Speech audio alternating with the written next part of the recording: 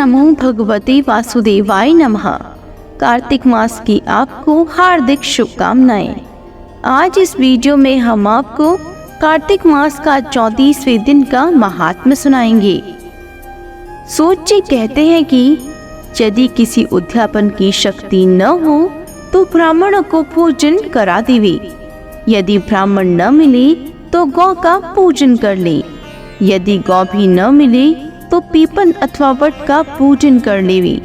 यह सुनकर ऋषि पूछने लगे, महाराज, वृक्ष तो सभी समान हैं, फिर पीपल तथा वट वृक्ष को ही श्रेष्ठ क्यों माना गया है? तब सूत जी ने कहा, पीपल विष्णु का, वट शिव का तथा पलाश ब्रह्मा का रूप है। फिर ऋषियों ने पूछा कि ब्रह्मा, विष्णु तथा महेश ये सब वृक्ष भाव को कैसे प्राप्त हुए? यह सुनकर सूत जी कहने लगे, हे ऋषियों, एक समय शिव जी पार्वती जी सहित एकांत में विराजमान थे कि उस समय देवताओं द्वारा भेजे गए अग्निदेव द्वारा उनके एकांतवास में कुछ विघ्न उपस्थित हुआ। तब पार्वती जी ने क्रोधित होकर देवताओं को श्राप दिया कि तुम वृक्ष रूप हो जाओ। तब विष्णु जी गया में जाकर पीपल, शिव काशी में अक्षवट और ब्रह्मा पलाश रूप हो गए। तभी से पीपल और वट का पूजन होता है। तब ऋषियों ने पूछा कि रविवार को पीपल का पूजन नहीं होता और शनिवार को अवश्य होता है, इसका क्या कारण है? सो कृपा करके कहिए।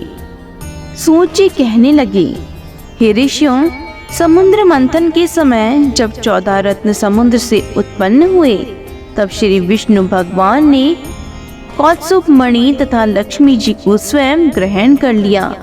जब भगवान लक्ष्मी जी के साथ विवाह करने लगे तो लक्ष्मी जी ने कहा, भगवान, मेरी एक बड़ी बहन भी है जिसका नाम दरिद्रा है, अतः पहले उसका विवाह होना चाहिए। विष्णु जी ने लक्ष्मी जी के यह वचन सुनकर उनकी बड़ी बहन ज्येष्ठा उच्छलक ऋषि को सौंप दी। ज्येष्ठा का काला रंग तथा लाल नेत्र, बिखरे बाल उच्चालन मुनि भगवान की आज्ञा मानकर दरिद्रा को आश्रम में ले आए। वहां आकर दरिद्रा ने देखा कि आश्रम में वेद पाठ तथा हवन हो रहा है। यह देख उसने मुनि से कहा कि मैं यहाँ पर नहीं रह सकती। जहाँ पर चोरी, जारी तथा ब्राह्मणों का अपमान होता है, मैं वहीं पर रह सकती हूँ। उसकी यह बात सुनकर उच्छालक ऋषि अति दुखित हुए और उसको वहीं पर छोड़कर चली गई और कह गई कि मैं तेरे लिए कोई स्थान देख कर आता हूँ। दरिद्रा ने बहुत देर तक ऋषि की प्रतीक्षा की, किंतु उनके न आने पर वह रोने और चिल्लाने लगी। तब लक्ष्मी जी ने भगवान से कहा कि हे भगवान, बहन दरिद्रा ऋषि द्वारा त्याग किए जाने से अत्यंत दुखी होकर रो रही है, अतः पहले आप उसे जाकर शांत करिए।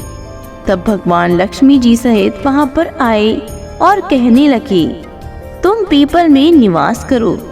पीपल हमारा ही अंश है। जो कोई कार्तिक सुदी पूर्णमासी को पीपल का पूजन करेगा वह तुमको ही प्राप्त होगा और उसके यहाँ लक्ष्मी का वास होगा। जो शनिवार को तुम्हारा पूजन करेगा और सींचेगा उसके समस्त मनोरथ सिद्ध होंगे, परंतु पूरे दिन अर्थात रविवार को जो तुम्हारा स्पर्श करेगा वह दरिद्र ही जाएगा। इतना कहकर भगवान अंतर्ध्यान हो गए। सूत जी कहते हैं, जो इस कथा को कहता या सुनता है उसको प्रयाग तथा बद्री का आश्रम तीर्थ जैसा फल प्राप्त होता है और अंत में सभी सुख भोग कर विष्णु लोक को जाता है। इसी के साथ 34वां महात्म्य संपूर्ण होता है। कार्तिक मास के सभी महात्म्य को नियमित रूप से सुनने के लिए हमारे चैनल को सब्सक्राइब जरूर करें। बोलो विष्णु भगवान की जय हो।